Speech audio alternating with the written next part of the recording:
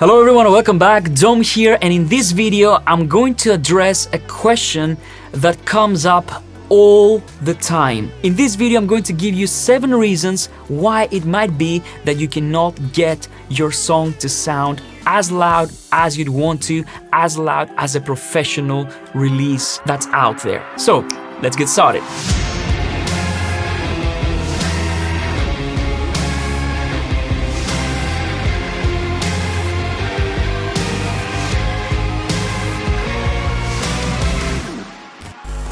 I've lost count of how many times I've had to answer this question. It comes down in the comments, I receive emails about this. It's the #1 question that I used to get and I still get from newcomers to mixing, newcomers to production. I've worked in many professional studios throughout my career, so sometimes I had to take somebody that was an intern and teach them all these things about mixing. I also used to teach at SAE back in the day, and this question was always common every single time. Why is it that I cannot get my mixes as loud as the professional mixes out there? This question is so hard to answer because there's not one single answer to this.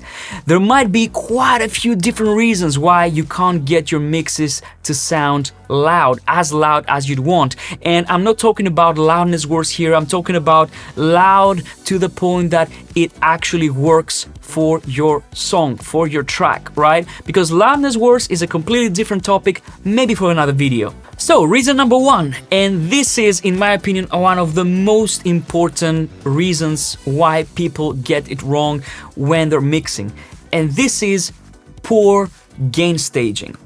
Gain staging is extremely important when you're mixing, when you're producing. You have to take care of it straight away from the very foundation of your track. If you're unsure what gain staging is, I have done a video, I explain everything you need to know. Now, some people say that gain staging is not really relevant anymore with the DAWs that we have now that have 32-bit float or 64-bit like Cubase precision. It's not really necessary to do gain staging. I don't agree with that. And the reason why I don't agree with that is because there are so many variables that you need to think about when you are approaching a mix. The moment you have some audio inside your DAW, it's very likely that you want to process it through plugins, you want to process it through the internal effects, you want to process it through the mixer, you want to run some analog gear if you have some analog gear, and gain staging is extremely important there. Why? Because not every plugin is designed the same. So some plugins, like some plugins that I recently reviewed from Waves, like the Retrofy, which is incredible, it really sounds massively different if you drive it hard or if you don't drive it hard. So you get a completely different sound. Some plugins don't like to be driven hard. With compressors, if you drive them hard to begin with, you're going to be very hard pressed to create a good sound because they're going to compress so much because you're already hitting too hard, okay? So the compressor needs to be fed a normal level unless you're going for a creative effect and you want to overpump it or slam some drums or something like this. And again, I wouldn't do it with wrong gain staging, even if that's the case. So even though your DAW can handle poor gain staging, and most people get it wrong because they already start with their master bus all the way to 0 or they're hitting over 0 and they have nowhere to go. If you overload your master bus to begin with, and this is very easy to do, then you don't have enough headroom to start introducing new elements. If you have a kick drum that peaks at 0 on your master bus, I'm sorry, but you have to fix it before you start adding anything else. You have to take care of your bass and your kick drum because these instruments carry the low energy and they can overload your master bus. Keep it low, keep it at -12, you know?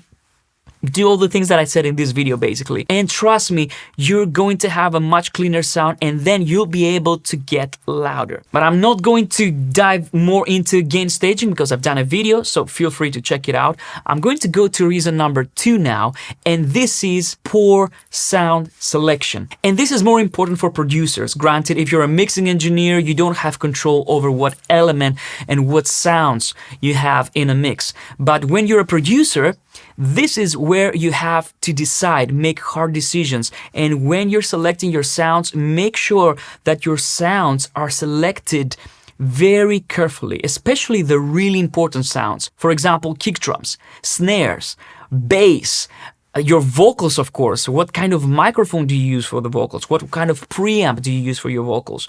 You know, if you use a very dull microphone or a very harsh microphone, it's going to be very, very hard to tame all these frequencies and make it sound smooth. Inevitably, you're going to have to overcompress, over de-ess, and so on and so forth. And this contributes to a kind of muffled, very bland sound that so many productions suffer from. Maybe I'm gonna do a video about how to do sound selection. Let me know in the comments down below if you want me to do that. But basically, imagine that if you want to have a snare that hits hard, maybe you need to layer your snare with multiple snares, right? So you might have 5 layers of snares, or you might have 3 layers of bass. Or if that lead sound doesn't cut through, just don't try and mix it. Try and change it. Try and modify the sound. Try a different preset. Try and create your own sound, which is what I always suggest. Try and make it so that it finds its space into the mix,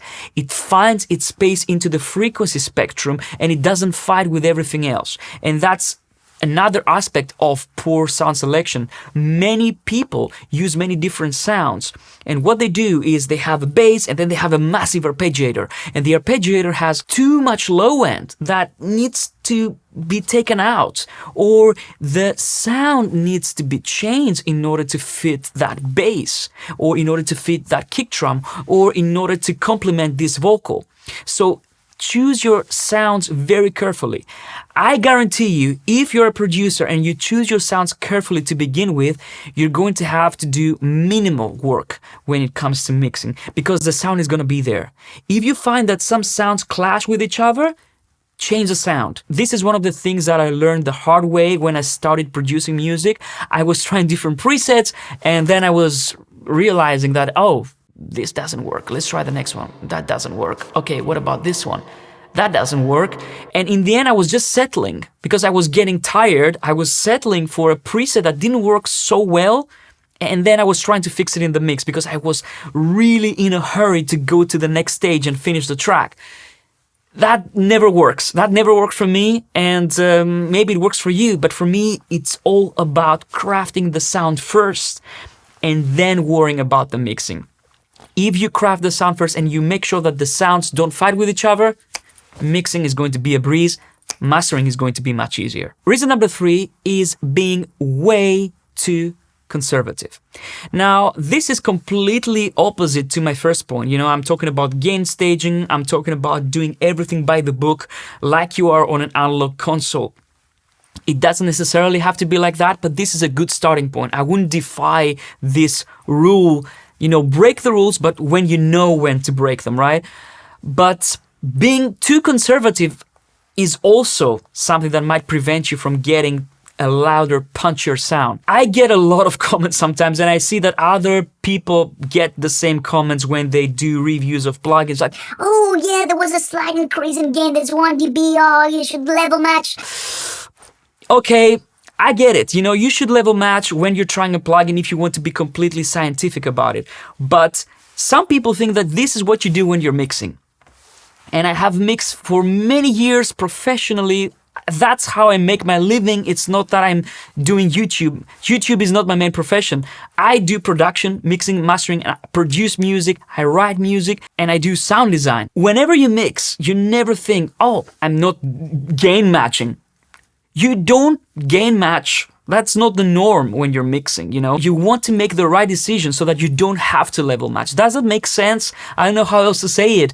If you drive a saturation plugin and it just gives you 2 dBs of gain, you don't necessarily want to level match. You might want to. If you know what you're doing, you don't have to level match, because instead of just raising that fader for 2 dBs, you just add these 2 dBs using saturation, okay? So you don't necessarily have to level match. This is being way too conservative, way too cautious when you're mixing. You have to be daring, you have to be adventurous, you know? You're trying to get a sound out there, and nobody cares if you level matched. Nobody cares, okay? And this is one of the things Many people get too obsessed about this. Some people get almost fanatic about this, which is strange.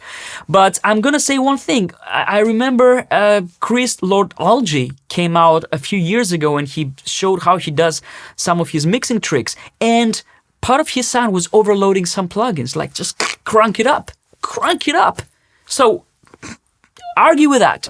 You know, you're free to argue with that. But he is one of the most famous mixing engineers out there. He's mixed some of the biggest names in rock and pop. So the work speaks for itself, right? So if he doesn't care, why would you be so, let's level match? Oh, I'm so scared. You did your level match? It's like 0.3 dBs louder. Come on, guys. It's not a problem. This is not how professional mixers approach a mix, you know? We drive things. That's how it's done. Level match when you feel that you're not sure about what you're doing and make sure that, okay, is this the right decision? Let's level match. That's fine. I totally get that. Sometimes I do this as well, especially when I'm trying out a new plugin. But, you know, don't be afraid. It's just music. It's sound. You know, if it sounds good, it's good. Reason number 4 is a big topic, and this is mastering. And the reason number 4 is mastering is not for everyone. You know, you hear this all around the internet, YouTube, everybody says that, you know. If you're not comfortable mastering your own music, send it to a mastering engineer. You're going to be rewarded. Now, I'm not saying don't master your own music. Try master your music and just get into the game, you know, try and see how it works. See how it feels. But at some point, if you want to release your track and you feel that, okay, I love the mix, but when it comes to mastering, I'm struggling, then don't worry about it. Just go to a mastering engineer and talk with them.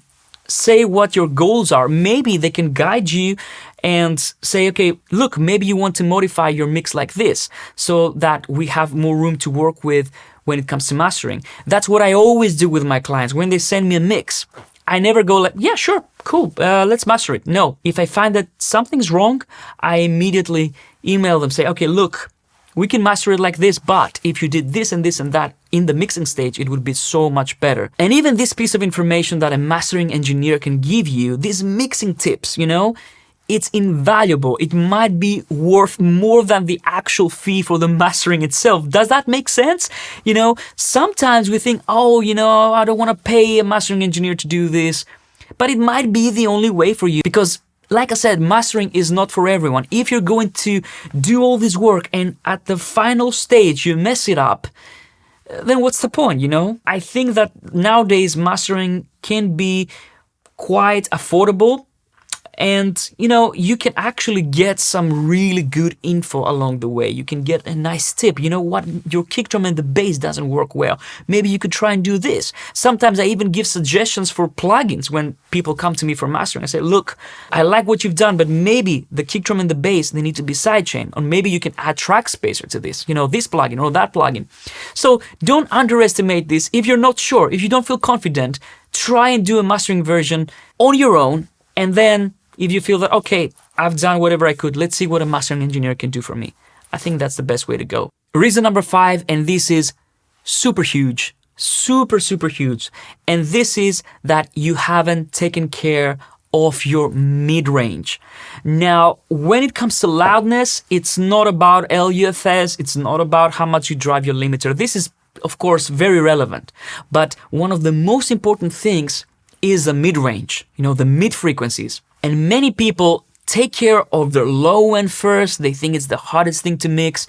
They take care of the highs. They make sure they don't have any sibilance. But then they forget about the most important aspect. And this is the mid-range. This is where your vocals are. This is where your guitars are.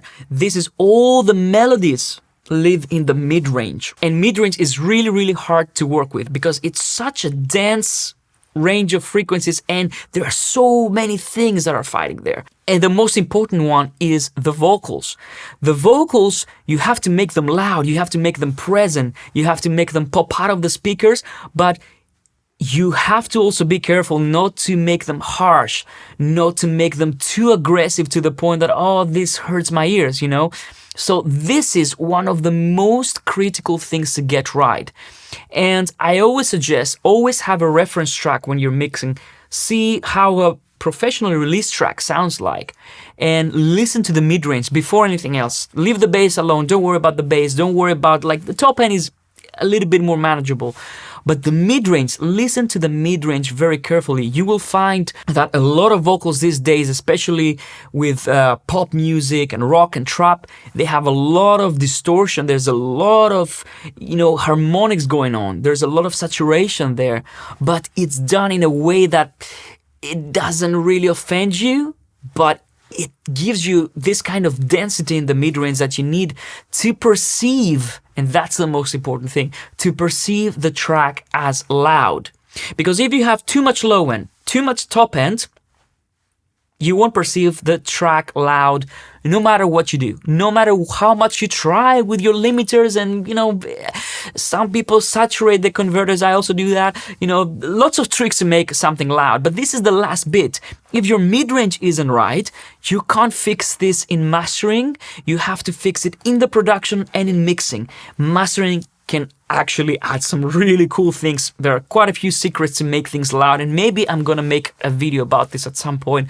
But mid-range, you have to take care of this from the very, very beginning. And this is another thing that ties with the previous tip, select your sounds right. If you can't select your sounds, and if you're a mixing engineer, make sure that, your mid-range for the vocals, the guitars, the synths, everything is nice and very clear. So don't forget about the mid-range. It's very important, much more important than you think. Reason number 6 is the opposite of the previous one, and that's too much bass. And this is, again, a very common mistake, especially when you don't have a treated room, when you're not listening on headphones. I always suggest, if you don't have a treated room, listen on headphones. Check your mixes on headphones. It's not ideal, but it's better than nothing. Too much low end means that you're going to have all these low frequencies that have way, way too much energy. Like a 40 hertz sine wave has a lot of energy. 30 hertz has a lot of energy. So you need to take care of this. And the best way to take care of this is by using filtering. I always use some kind of filter, especially in Cubase. We have a filter for every single channel in the pre-section. So I always filter at about 70 hertz, unless it's a bass or a kick drum or something that has lots of low end, like, I don't know, a sound effect or something like this. But even with the sound effects, they can be a little bit too much. Sometimes I've seen sound effects, especially from libraries, that have like so much low end in the 20s, 20 hertz. This you can't manage that. No compressor can really manage that. The limiters are going to go crazy. Your compressors are going to go crazy. Your plugins will probably overload you if you haven't done your gain staging right, and you're going to end up with a hot mess, okay? So low end needs to be tamed. Try multiband compression if you don't have access to the mix. If you're trying to do a mastering, multiband compression is really the only way to salvage too much low end, because sometimes EQ is not enough.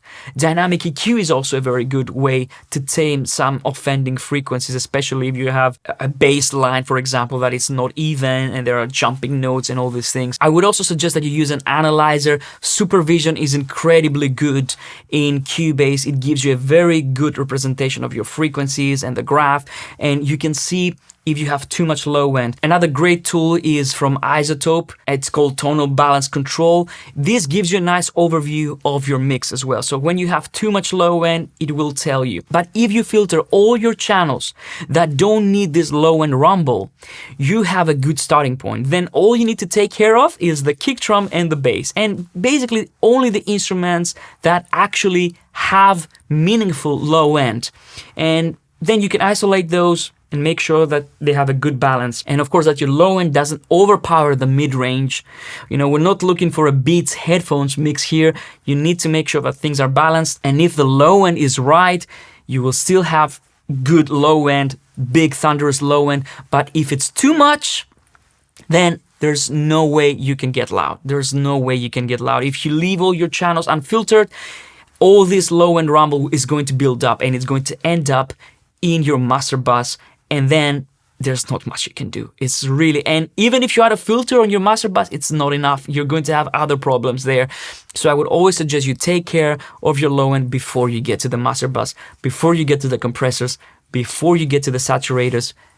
Let them work nicely. Let them work as they are designed to work. If you overdrive them with a low end, forget about it. There's no way you can get loud. Your limiter is going to start doing peak reduction before you even notice. So that's a very important tip. And reason number 7 is you're using your plugins wrong. This is very common. I've seen this many times. I've seen people that are mixing, and sometimes I have to review their mixes, and sometimes they don't know what a plugin does and how it works. For example, sometimes they overdrive a plugin, and that specific plugin that they try to overdrive is really not good for overdriving. It's good for normal, healthy levels. Some plugins, especially older ones, tend to sound really bad when you overdrive them. So let's say you have a compressor and you immediately just give it like 0 dB of level. This compressor might sound okay if you compress like 1 dB, but if you compress like too much, it might sound completely squashed and ugly. Same goes with some saturators. Same goes for some reverbs. You know, sometimes people drive reverbs too much, and then these reverbs overload before it even gets to the, the actual reverb stage. So you get a distorted sound on the way in, and then the reverb is a hot mess because it's like distorted signal washed in reverb. Same goes for delays. Even more specific, for some plugins, you need to know what you're doing, So I always suggest don't buy like boatloads of plugins and you have no idea how to use them. In my opinion, buy your plugins. And I'm saying buy your plugins not because I want to be like, politically correct or anything. But when you buy your plugins, you will end up learning them because you have invested in them. So buy your plugins, read the manual. I cannot stress that enough. RTFM. You need to do this. I mean, back in the day, I used to print all my manuals, in paper, hard copies. Like Cubase manual was like 800 pages. I still remember. I paid a lot of money just to print it out. Read the manual, see what it does, see how it reacts, see how it works. Because if you use a plugin wrong, then in the end, you're going to get all these really bad artifacts. You need to be very lucky in order not to get a bad sound if you're using a plugin wrong. So learn your plugins, see how they shine, see how they can help you get to a louder mix. Because if you don't know how to use them properly, they will actually make things worse. And this, most of the times, results in a dirty mix, in a less focused mix, and this only results in a less loud mix. So you can't make a mix loud if you have lots of dirt there. And most of the time, when people do that, they don't know where it's coming from. So they go like, why doesn't it sound right? And they've done so many things wrong with their plugins that it's impossible to go back unless you remove everything. So there you go, my friends. These are my top 7 reasons why your mixes might not sound as loud as professional mixes out there. And these are just 7. I'm already thinking about more now, but I'm gonna stop here. I hope this video helps you. I hope this gives you an idea on where to go, and how to approach your mixes from now on, how to approach your productions, how to approach mastering if you want to do mastering on your own. And I hope that this gives you a little bit of a direction. Let me know in the comments down below if you like these kinds of videos. Let me know what you think. And if this helped at all, give it a thumbs up. I would really appreciate it. This really helps the channel and it helps me make more content for you. So take care, my friends. Happy mixing, happy production, happy mastering. I'll see you on the next one.